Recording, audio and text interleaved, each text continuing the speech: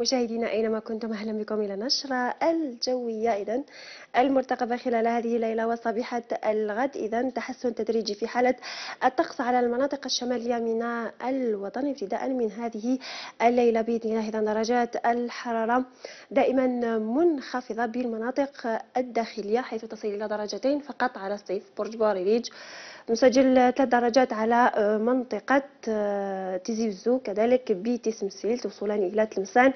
نسجل 10 درجات بالسواحل الوسطى إلى الغربية، 8 درجات بمناطق الهضبة العليا الوسطى. نسجل 11 درجة بمنطقة باتنا، 8 درجات على شمال الصحراء، 13 درجة بوسط الصحراء على منطقة عين صالح، 13 بإليزي، 15 على جريان، 14 بتمناست، و 23 درجة بأقصى الجنوب الجزائري على منطقة عين قزام.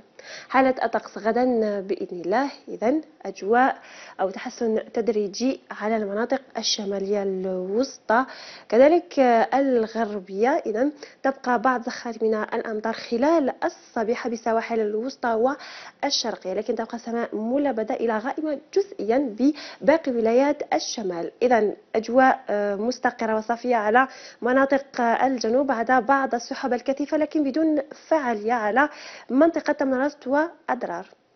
إذا درجات الحرارة المسجلة خلال الظهيرة بإذن الله تصل إلى 16 درجة بالجزائر العاصمة، 17 على عنبة، 19 درجة بمنطقة وهران ومستغانم، 13 درجة على المنطقة الداخلية الوسطى وكذلك الغربية، 21 درجة بكل من منطقة الغواط والنعامة حتى على المنيعة، 23 درجة بباتنا خنشلاميلة، 25 على منطقة واتسوف، 20 بورقلة وحسن سعود، 25 درجة على منطقة إليزي، 26 بوسط الصحراء على عين صالح، 31 درجة بأدرار رقان.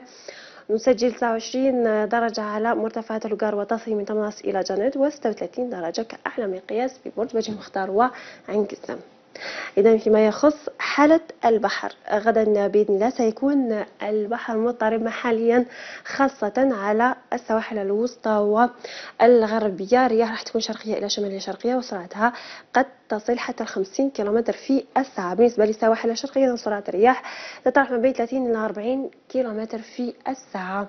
نختم النشرة كالعادة بالمعلومات الفلكية لوقت شروق وغروب الشمس بالجزائر العاصمة وضواحيها. شكرا لكم على المتابعة، إلى اللقاء.